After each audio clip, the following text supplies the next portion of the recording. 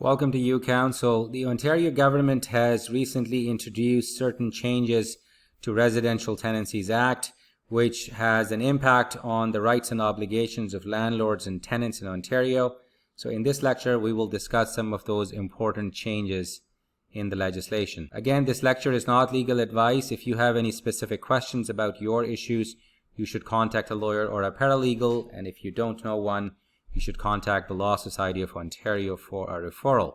There are 5 kinds of changes that are important that we will discuss in today's lecture. Number 1, there is a possibility that a tenant could be evicted without notice or receive an eviction order without notice. So we'll talk about that. There are certain circumstances when a tenancy ends and a tenant is entitled to certain compensation. We'll explain that. If a landlord issues a notice of terminating tenancy in bad faith, then what are some of the consequences and what are some of the remedies that a tenant can get? There is now an obligation on tenants to provide certain notices to landlord with respect to some applications, so we'll explain that. And then when tenant is no longer in the possession of unit, has abandoned or left the unit, landlord now has some extended jurisdiction over such matters, and we will explain in today's lecture. With respect to eviction process, and we're talking about when the rent was not paid, the usual process is that the landlord will issue a notice to vacate when the rent is not paid, and if the tenant doesn't leave, then the landlord will apply for termination and eviction with Landlord-Tenant Board, and Landlord and Tenant Board will review the application, will consider both sides, and then issue the eviction order if Landlord and Tenant Board is satisfied that an eviction order is warranted in those circumstances. So now, how has that changed slightly? There is an option to get an eviction order without notice. Fundamentally, the process is mostly the same. So once the tenant has not paid and landlord has not received the rent, landlord will issue a notice to vacate, usually N4. If the tenant has not paid the rent or has not vacated the unit, the landlord will then apply to LTB for termination and eviction. So same process as before. But under Section 206 of the Residential Tenancies Act, landlord and tenant can engage into negotiation discussion with respect to coming to an agreement regarding the payment of rent, the arrears and whatnot. And if they come to an agreement, they will sign an agreement, write it, put it in writing, sign it. Then that agreement is filed with the board, and the Landlord and Tenant Board then issues an order based on that agreement of the parties. So that agreement of the parties then becomes in a form of an order from the Landlord and Tenant Board. So both parties are then required to comply with that order. If a tenant does not comply with that order, breaches that agreement, then in that circumstance, and only in that circumstance, a landlord can then go and file an ex parte application. So without notice to the tenant, landlord can simply go to the Landlord and Tenant Board under Section 78, file an affidavit, file a copy of the agreement, and get an eviction order if possible against the tenant. Even if that happens, tenant has an opportunity to challenge that eviction order and bring a motion and whatnot. But this is a circumstance in which without notice eviction order is possible. There's a lot of discussion in the media about the pros and cons of this particular legislation. The opponents of this clause indicate that this takes away due process rights from the tenant, and obviously the landlords indicate that this is a fair process because there is an agreement that the tenant has now breached. Now, one more thing to consider with respect to eviction, and this is relating to COVID-19. In Section 83 of the Residential Tenancies Act, it provides a number of circumstances that the Landlord and Tenant Board will consider in deciding whether to issue an eviction order or not, and there are a number of factors that the board will consider.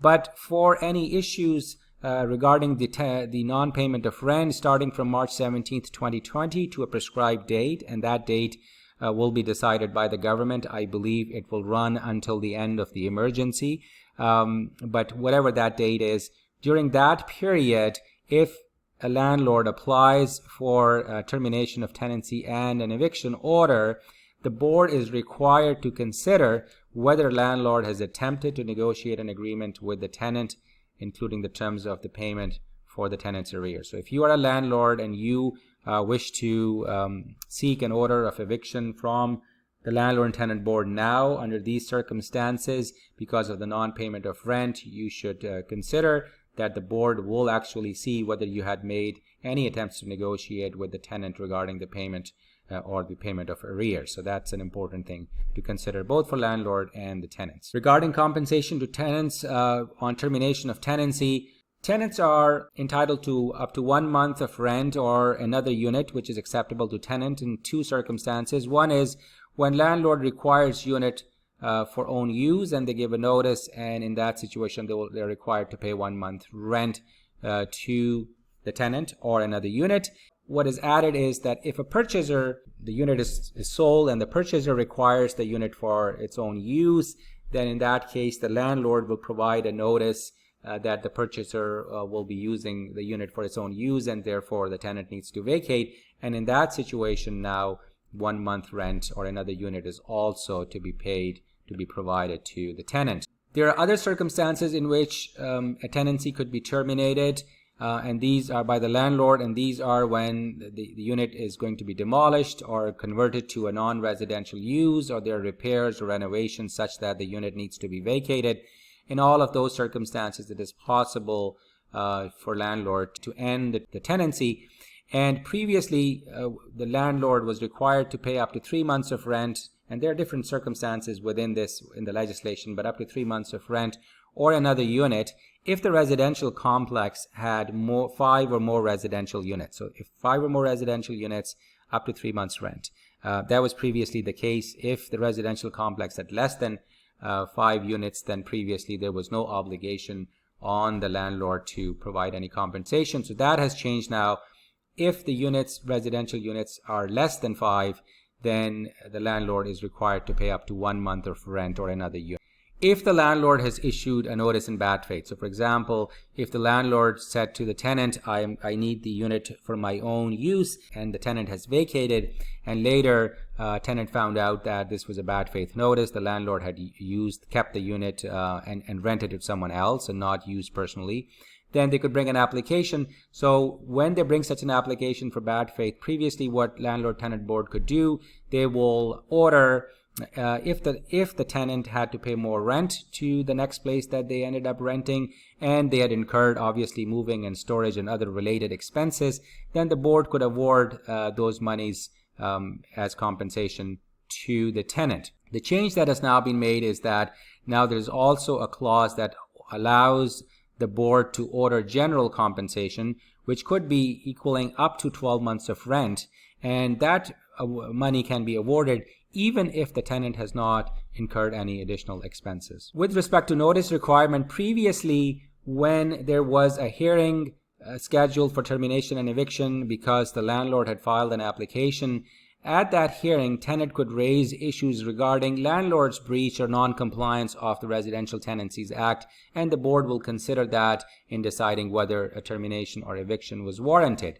Now that has changed, and the legislation now requires that if tenant wants to bring or raise certain issues in the application at the time of the hearing, then they must provide an advance notice in accordance with the rules rules prescribed in the Residential Tenancies Act, but they won't be allowed to bring those issues as a surprise when at the time of the hearing of the application. Finally, with respect to the jurisdiction of Landlord and Tenant Board, what used to happen previously was that if a tenant has vacated and is no longer in possession of the residential unit, and there is unpaid rent or unpaid utilities and other expenses, the landlord could not go to Landlord and Tenant Board. They'll have to go to small claims court, sue the tenant in small claims court, and get an order from there. Now that has been changed, and now for up to a year, the landlord can actually go to the board and ask for an order from the board with respect to unpaid rent, compensation for interference with reasonable enjoyment, utility costs, damage to property, all of these things that they could bring application. Now they have up to 1 year from the time when the tenant seized possession of the property, they could go there and get the order. So this was due for a long time because it allows the Landlord and Tenant Board to continue to have jurisdiction even after the tenant has left the unit. So hopefully this explains to you some of the important changes, but you should consult the legislation if you have any specific issues. Thank you for watching.